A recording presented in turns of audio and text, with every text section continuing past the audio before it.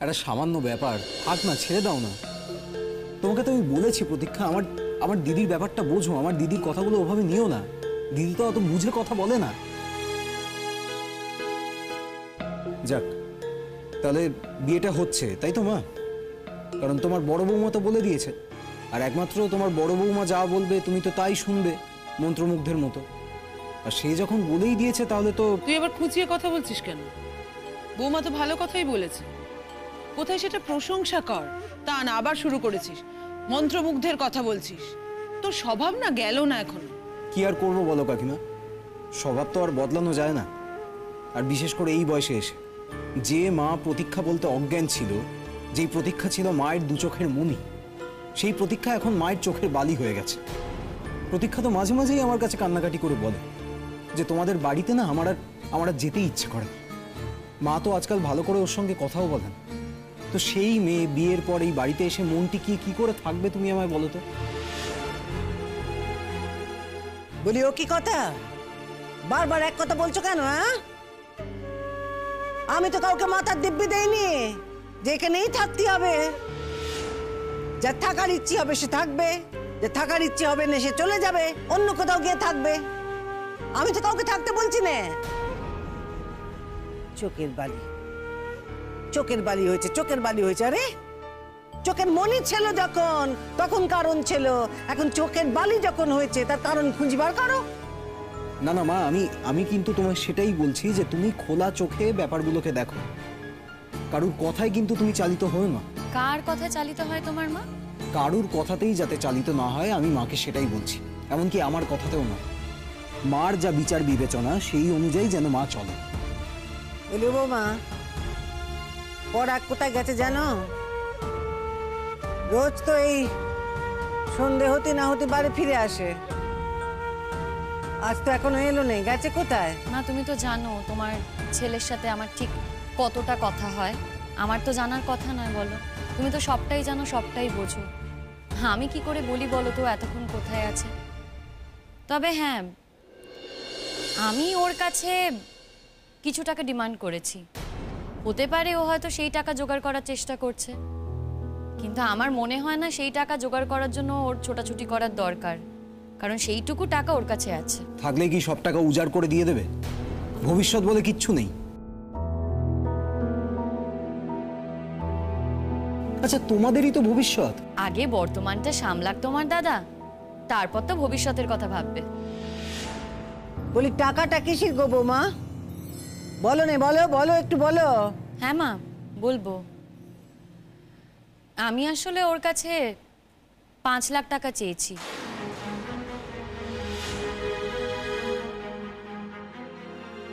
আর ওকে বলেছি যে সেই টাকা আমাকে 3 দিনের মধ্যে দিতে হবে। তবে তুমি বলো মা, সেই টাকা দিতে যদি ওর 3 দিনের বেশি 4-5 দিন লেগে যায়, আমি কি ওর গলা কেটে নেবো? তা তো নেবো না। 5 লাখ টাকা তো কেন শুনি? আমার লাগবে মা। এত টাকা তোমার কিসে লাগবে বৌমা যে তুমি 5 লাখ টাকার কথা বলেছো? আর 5 লাখ টাকাও এই কদিনে জোগাড় করে দেবে কি করে? সেটাই কিন্তু বলছি মা, তুমি সব দিকটা বিচার বিবেচনা করে দেখো। বৌদি হয়তো দাদার নামে কমপ্লেন করেনি, তোমরা দেখছো বৌদি খুব মহান, দাদাকে বাঁচিয়ে দিয়েছে, কিন্তু দাদা কি আদৌ বাঁচলো? দাদা তো বাঁচলো না। এই 5 লাখ টাকা দেওয়া আর প্রতি মাসে ওর মাইনের থেকে অর্ধেকটা দিয়ে দেওয়া। সে কি কথা বৌমা? অর্ধেক টাকা দিয়ে দিলে ওর থাকবে কি, আর বাকিরাই বা চলবে কি করে? ওটা আমার প্রয়োজন। বলি বৌমা, এই কথা কি সত্য? সত্যই কি তুমি পরাগের কাছে টাকা চেয়েছো? হ্যাঁ মা, চেয়েছি। এই টাকাটুকু আমার দরকার আছে। কেন? তোমার ছেলে তো মাস গেলে এতগুলো টাকা রোজগার করে, বউকে কত টাকা দেয় শুনি? বেশ কিছু সময় টাকা চেয়েছে। ওর টাকা যদি না চাইতো তাহলে তো টাকাটা পেতই নে। এই তুই চুপ কর দেখি, চুপ কর। বলি সব সময় বড়দের কথার মাঝখানে কথা বলো কেন তুমি? হ্যাঁ, সেই সেই তো আমি কোনোদিনই আর বড় হব না। আমি ছোট থেকে যাবো আর ছোটরা সবাই বড় হয়ে যাবে। দেখো মা, আমি কথাটা তোমাকে বললাম, আমার হয়তো কথাটা বলা উচিত হয়নি, কিন্তু তাও তুমি একবার ভেবে দেখো। বৌমা কেন চেয়েছো গো? ওই টাকাটা কেন চেয়েছো? কোনো প্রয়োজন আছে তোমার? হ্যাঁ মা, প্রয়োজন ছাড়া কি কেউ আর টাকা চায়? না, সে নয় বুঝলুম, কিন্তু কি এমন প্রয়োজন তোমার যে 5 লক্ষ টাকা লাগে? মা, তোমার ছেলের কাছে টাকা চেয়েছি বলে তোমার এত গায়ে লাগছে? আচ্ছা, তোমার ছেলের কাছে টাকা চাইবো না তো আর কার কাছে চাইবো বলো তো? সে কথা বলিনি, আমি বলতে চেয়েছিলাম যে টাকা চাইবারও তো একটা সীমা থাকে। অপরাগ 5 লক্ষ টাকা কোত্থেকে দেবে তোমায় বলো দেখি? জানো মা, তুমি তুমি জানো আজকে সকালে দাদা আমার কাছে দুঃখ করছে যে এতগুলো টাকা তো দাদার কাছে নেই, ও আমার কাছে চাইছে। আর ও আমাকে বলেছে যে এই টাকাটা যদি ও 3 দিনের মধ্যে দিতে না পারে তাহলে নাকি ওকে জেলে ঢোকাবে, কেসটাকে খুঁচিয়ে ঘা করবে, আর টাকা দিতে না পারলে দাদার নামে নালিশ করবে। আর দিনকালে আমার নামেও নালিশ করবে আর আমাকেও জেলে ঢোকাবে। আর প্রতীক্ষা তো এই জিনিসগুলো নিয়েই খুব উদ্বেগে আছে। আর কেউ না পারুক, আমি তো প্রতীক্ষার কষ্টগুলো বুঝতে পারি না। ওর জীবনে এমন একটা ঝড় এলো, এটার জন্য তো ও তৈরি ছিল না মা। বিশ্বাস করো কাকিমা, তোমার ছেলেকে যদি কথা না দিতাম না, তাহলে কবে আমি এই বিয়ে থেকে সরে আসতাম। সত্যি আমার আর এই বিয়েটা করতে ইচ্ছে করছে না, জানো তো? কেন করবে ইচ্ছে? সারাক্ষণ থানার ভয়, পুলিশের ভয়। শ্বশুর বাড়ি আসছি না থানায় আসছি বুঝতে পারছি না। আর আমার স্বামী কি এমন করেছে যার জন্য ওকে এত ভয় দেখাতে হবে? এরপর যদি মিথ্যে এলিগেশন দিয়ে ওর কাছ থেকে টাকা ডিমান্ড করা হয় তখন কিভাবে দেবে? ও কোথার থেকে দেবে? দাদা ভাইয়ের কথা আমি না হয় ছেড়ে দিলাম, দাদা ভাই তার নিজের বউকে যে কোনো জায়গা থেকে টাকা জোগাড় করে এনে দিয়ে দেবে, কিন্তু আমরা কি করব? কি করব? আমরা যদি আমাদের পুরোটা খুলে টাকাটা দিয়ে দিই, আমাদের চলবে কিভাবে বলো? আমাদের চলবে কিভাবে? আমি কি দেখে আসছি, কোথায় আসছি, সেই সবকিছু না মাথার মধ্যে ঘুরছে, মনের মধ্যে ঘুরছে। এগুলো সবকিছু তো আমাকে দেখে আসতে হবে, বলো? দেখে দেখে চুপ করো দেখি। ও বৌমা, এরা যা বলছে সত্যি কথা? হ্যাঁ মা, এটাই সত্যি। আমি তোমার বড় ছেলের কাছে টাকা চেয়েছি। তোমার বড় ছেলের কাছে যদি টাকাটা আমি আদায় না করতে পারি, তাহলে অবশ্যই আমি তোমার ছোট ছেলের কাছ থেকে টাকাটা আদায় করব। তবে এটা নয় তোমার বড় ছেলে টাকা দিয়েছে বলে তোমার ছোট ছেলের কাছে আমি টাকা চাইবো না, তা কিন্তু হবে না। সেটাও হতে পারে। বলি কেন? সত্যি যদি হয় তো কেন? মানে তুমি হঠাৎ এদেরকে টাকা রোজগারের যন্ত্র ভাবতে গেলে কেন? কি করবো মা বলো তো? চাকরি নেই বাকরি নেই, কিছু করে তো কাটাতে হবে। আর তোমার বড় ছেলের সাথে আমার ভবিষ্যৎ কি হবে সেটা তো ভালো করেই বুঝতে পারছো। নিজেরটা তো একটু ভালো করে গোছাতে হবে বলো। তাই সময় থাকতে থাকতে নিজেরটা একটু ভালো করে গুছিয়ে নিচ্ছি। এমন তো তোমায় দেখে মনে হয় না বৌমা। কাকিমা, বাইরে থেকে দেখে কি সবটা বোঝা যায় বলুন? ভেতরটাই তো আসল। পলাশ কিন্তু একটা কথা ঠিক বলেছে, ভেতরটাই দেখা উচিত, ভেতরটাই আসল। তবে মা, আমার কিন্তু মনে হয় না যে আমি টাকাটা যে কোনো অন্যায় করেছি। না সে নয় বুঝলুম, কিন্তু এই অতগুলো টাকা যদি তার কাছে না থাকে, সে দেবে কোত্থেকে গো? ধার করতে পারে তো, সে তো অনেক টাকা, সে অত টাকা ধার শুধবে কেমন করে? মা, সেটা তো তোমার ছেলের চিন্তা। না না, সে নয় বুঝলুম যে আমার ছেলের চিন্তা, কিন্তু আমার ছেলের চিন্তা বলে তুমি এড়িয়ে যেতে পারো, আমি তো এড়িয়ে যেতে পারি না গো মা। তুমি না বললে তোমার ছেলে, কি করি বলো? পেটের ছেলে তো। এখন যদি সে টাকার চিনতে চিনতে না খেয়ে দে দিন দিন শুকিয়ে কাঠ হয়ে যায়, তো আমার তো চিনতে হবেই গো মা। দেখো, সে যত অপরাধী করে থাকুক, আমি তোমাকে বলেছিলাম যে সে যদি অপরাধী হয় তুমি তাকে শাস্তি দাও, তার বিচার চাও। তুমি তো তা করলে না, শুনলে না আমার কথা। এখন উল্টো দিক থেকে যখন তাকে টাকার জন্য চাপ দিচ্ছ, একবার ভেবে দেখো সে টাকাটা কোত্থেকে পাবে, জোগাড়টা করবে কোত্থেকে? চুরি ডাকাতি তো করবে না। আর ওই যে বললুম ধার, হ্যাঁ, ধার করবে, শোধ দেবে কি গো? পারবে না তো, শোধ দিতেও পারবে না। মা সেটা তো ওর চিন্তা, ওর চিন্তা ও করবে। আমি আমার চাহিদাটা শুধু ওর সামনে রেখেছি। এখন সেই চাহিদা ও পূর্ণ করবে কি করবে না সেটা পুরোপুরি ওর ব্যাপার। কি করে করবে না? কি করে করবে না? তখন তো তুমি থানা পুলিশ করবে, তখন তুমি ওকে ভয় দেখাবে, তখন তো তুমি বলবে যে আমরাই তোমাকে বিষ খাইয়ে মেরে ফেলতে চেয়েছিলাম, যেটা একেবারেই সত্যি নয়।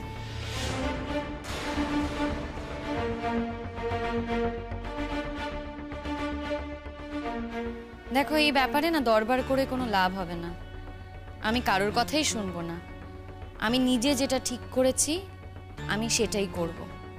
আমি যখন টাকা চেয়েছি আমি টাকাটা নেব। আর এমনও নয় যে আমি তোমাকে ছেড়ে দেব, তোমার কাছ থেকেও আমি কিন্তু টাকা চাইতে পারি। হ্যাঁ, অত টাকা না হলেও কিছু টাকা তো আমি তোমার থেকেও নিতে পারি। কেন টাকা দেবে কেন? কি এমন করেছে? আর তোমার কাছে কি প্রমাণ আছে শিমুল যে ওরা তোমাকে মারতে চেয়েছে? প্রমাণ চাই তোমার প্রতীক্ষা? না, প্রমাণ তো তুমি কিছু দিতে পারবে না, কারণ কোনো প্রমাণ তোমার কাছে নেই, কারণ ওরা কিছু করেইনি। দেখো প্রমাণ দিতে গেলে তো আবার তদন্ত শুরু করতে হবে। তখন আবার কি করতে হবে বলো তো? আবার আমায় থানায় যেতে হবে। শুধু যে থানায় যাব তা তো নয়, তোমার দাদা স্কুলেও যেতে হবে। আর সেখানে গেলে তোমার দাদা তো চাকরি থাকবে না। শুধু যে তোমাদের দাদা চাকরি থাকবে না তা কিন্তু নয়, পলাশেরও চাকরি থাকবে না, কারণ পলাশেরও তো অফিসে যাওয়া হবে।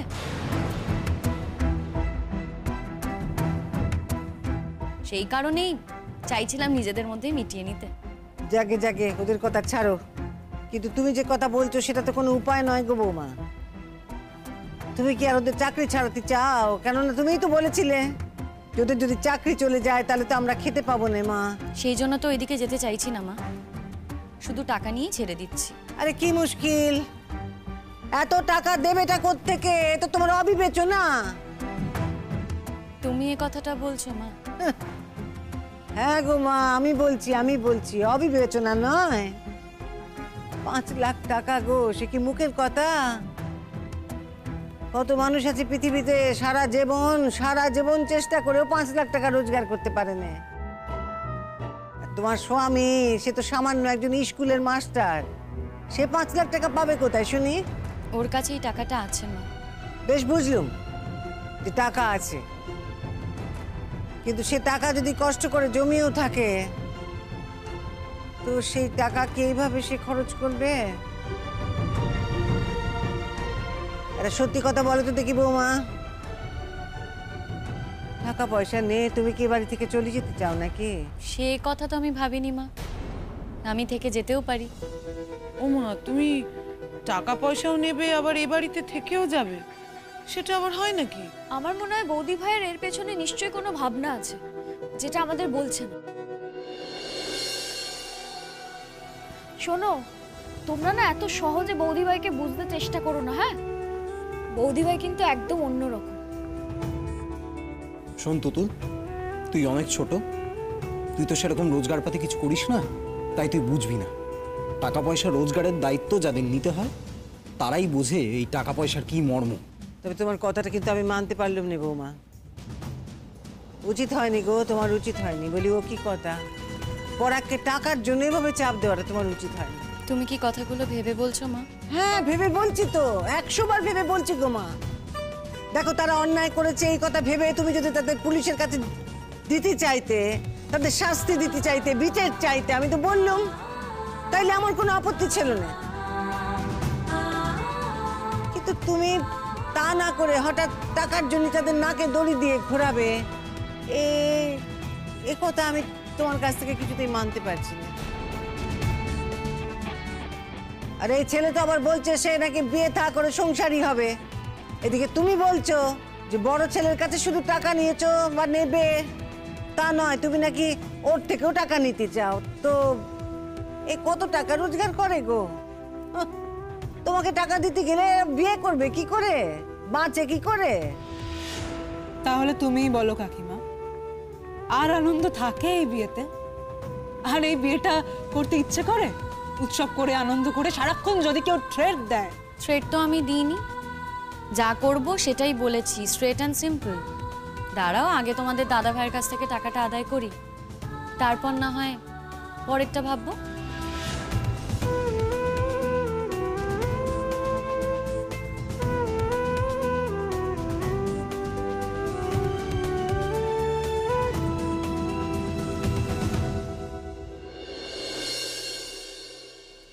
মা, মা কি ব্যাপার গো, তুমি রান্নাঘরে? বলি ও কি কথা, রান্নাঘরে কেন মানে? আমি রান্নাঘরে না এলি যে আমার ছেলেদের খাওয়া হবে না? জন্ম যখন দিয়েছি তখন পাপ তাপ যাই করুক না কেন, না খাইয়ে তো আর মারতে পারি না। মা, তুমি এমন করে বলছো যেন আমি শুধু আমাদের জন্য রান্না করি, তোমার ছেলেদের রান্নাটা বাদ দিয়ে। মা, মা, আমাদের কিন্তু দেরি হয়ে যাচ্ছে, একটু তাড়াতাড়ি করো। আসলে আমার না আজকে একটু চোখ লেগে গিয়েছিল, আমি বুঝতে পারিনি, আর কেউ আমাকে ডেকেও দেয়নি, না হলে। হ্যাঁ, আমি তোমাকে ডাকতেই যাচ্ছিলাম, কিন্তু মা তোমায় ডাকতে বারণ করলো। আমি ভাবলাম তোমার হয়তো শরীর খারাপ, তাই তোমায় আর ডাকিনি আমি। না না, আমার শরীর খারাপ না, আমার শরীর ঠিকই আছে। আসলে হসপিটাল থেকে আসার পর থেকে না খুব দুর্বল লাগছে, শরীরে জোর পাচ্ছি না। বুঝলে, দুর্বল যখন রাখছে, এত কিছু করার কি আছে গো মা? আমি যে আগে কখনো সংসারের কাজ করিনি তা তো নয়। আর তাছাড়া কি হয় সংসারের কাজ একটু করলি? তুমি যখন আসনি তখন তো আমিই করতাম। মা, আমি সেই কারণে কথাগুলো বলছি না। দেখো, তুমি একা একা এত কাজ তো আর এখন করো না, তোমার শরীরেও দেয় না। আমি তাই বলছিলাম যে আমি বাকিটা করে দিচ্ছি, তুমি যাও না। মা, মা, হয়েছে হয়েছে হয়েছে, দাও দাও, তাড়াতাড়ি দাও, আমাকে তো তাড়াতাড়ি যেতে হবে স্কুলে আজকে। কেন যেতে হবে সেটা তুমি জানো। এই তো সেদ্ধ ভাত হয়ে গেছে, খেয়ে দে, যে যার বেরো। রাত্রিবেলায় মাছ খাবে এখন। ও তুমি যা দেবে মা তাই খেয়ে নেবো, আমার আর এখন মাছ মাংস কোনো রকমে ভাত খেয়ে টিকে থাকা। সেই তো, মাথার ওপর এত খাড়া ঝুললে আমরা আর খাবো কি মা? আমাদের খাওয়ার কি আর কোনো উপায় আছে? আর যতই হোক, আমার তো নিজের দাদা, দাদাকে তো আমি আর জলে ভাসিয়ে দিতে পারি। ও যদি একান্তই ব্যবস্থা করতে না পারে, তাহলে আমাকেই ওর পাশে দাঁড়াতে হবে। কিন্তু কি করে যে আমি ওর পাশে দাঁড়াবো সেটাই আমি বুঝতে পারছি, কারণ সামনে তো আমার নিজেরও বিয়ের খরচ আছে, তাই না? ভেবনে ভেবনে আমার বিশ্বাস ঠাকুর ঠিক মুখ তুলে তাকাবেন। মা, তোমরা যখন কথা বলছো কথা বলো না, আমি না হয় বাকিটা করে দিই। দরকার নেই গো বৌমা, দরকার নেই। না মলজা, দরকার নেই। সব কাজ তো শিমুল করতো নাকি? হ্যাঁ, এখন আমার তো বলছিস যে দরকার নেই, দরকারি কেন শুনি? তো বয়স হয়েছে, হ্যাঁ, তোকে এখন আর আগে মতো স্বাস্থ্য সামর্থ্য আছিস না কি যে কাজ করতে পারবি ঠিক করে? শরীরে শক্তি না থাকলে শক্তি জোগাতে হবে। হ্যাঁ, যখন বৌমা এ বাড়িতে আসেনি তখন আমি কি করতুম না? এখন বৌমা আছে, সব সময় যে সে থাকবে তার কি কোনো গ্যারান্টি আছে? তুমি কি আমার উপর রাগ করেছো? না গো মা, কেন তোমার উপর আমি কেন রাগ করতে যাবো বলো? এদিকে ছেলেদের ওপর টর্চার করবে আর মা কিচ্ছু বলতে পারবে না। মাকে মুখ বুজে থাকতে হবে, তাই তো? শোনো, যতই হোক, মাকে যাই বোঝানো হোক না কেন, মা তো আমাদের জন্ম দিয়েছে, সেই জন্য মার থেকে বেশি ভালো আর কেউ জানে না। এই কি টর্চার করেছি গো আমি তোমাদের? চারিদিকে তো একেবারে থানা পুলিশ হচ্ছিল, হ্যাঁ, সেই জায়গা থেকে আমি তোমাদের বাঁচিয়েছি।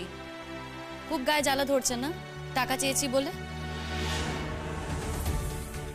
শোনো, আমি যে টাকাটা চেয়েছি সেই টাকাটা আমার চাই, এর বাইরে আর কোনো কথা নেই। বলিও কি কথা, এ কি অবিবেচনার কথা বলছো তুমি বৌমা? হ্যাঁ, 5 লাখ টাকা সে পাবে কোথায়? না বুঝলুম, এতদিন চাকরি বাকরি করে সে যদি 5 লাখ টাকা জমিয়েও থাকে, তো সে টাকা সব দিয়ে দিতে হবে। ও কি কথা? হ্যাঁ, বলি একসাথে সংসার করতে গেলে এরকম আলাদা আলাদা করে টাকা নিয়ে তুমি কি করবে? তুমি যদি সংসার করতে চাও তা তো দুজনে একসাথে করতে হয় সে সংসার। আলাদা আলাদা সংসার করা যায় না গো বৌমা, সেটা সম্ভব হয় না, বোঝো না? টাকাটা আমার দরকার আছে মা। দেখো মা, আমি যে এই 5 লাখ টাকাটা দেব তাতে যে আমি অব্যাহতি পেয়ে যাব সেটা কিন্তু নয়। উপরন্তু আমার প্রত্যেক মাসের মাইনের অর্ধেকটা ওনাকে দিয়ে দিতে হবে। বাহ, আমি সারাদিন পরিশ্রম করে যাব, আমার চলবে কি করে? আমি যদি প্রতি মাসে অর্ধেকটা দিয়ে দিই চলবে কি করে আমার? সারাটা দিন আমি মুখ বুজে পরিশ্রম করে যাব, উদয়াস্ত খেটে যাব, স্কুলে যাব, সকালবেলা উঠে সারাদিন ছাত্র পড়াবো, মাস গেলে যে টাকাটা আমি পাবো সেই টাকাটা আমি নিজে রাখতে পারবো না, তার অর্ধেকটা মাইনে আমাকে ওকে তুলে দিতে হবে। তারপরেও আবার আমাকে সংসার চালাতে হবে। ভাবো এটা কি করে সম্ভব? এই যে তুমি মায়ের কাছে কান্নাকাটি করছো, তার মানে কিন্তু এটা নয় যে আমি তোমাকে ছেড়ে দেব। টাকা কিন্তু তোমাকে দিতেই হবে। মা, আমি তোমাকেও বলছি, তোমার ছেলে আমাকে টাকা দিতেও পারে, নাও দিতে পারে। যদি আমাকে টাকা না দেয় তাহলে আমার যেটা করার আমি কিন্তু সেটাই করব। আমি কিন্তু থানা পুলিশ করব। বৌমা, কি বলছো কি তুমি? বলি, টাকার জন্য যে তুমি এত যুদ্ধ করছো সে কথা তুমি আগে বলতে পারতে। টাকার জন্য যদি এত লড়াই, তা আগে তো জানাতে পারতে সেটা। এই টাকা পয়সাটা নিয়ে তুমি চলে যাবে এই বাড়ি থেকে, তাই তো? এই বাড়ি থেকে আমি চলে যাব সে কথা তো একবারও বলিনি।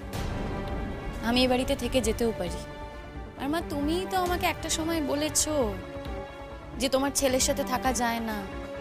তুমি বলনি আমাকে কথাটা? না না, এই কথা তো আমি এখনো বলছি যে আমার ছেলে অন্যায় করেছে, বলছি তো।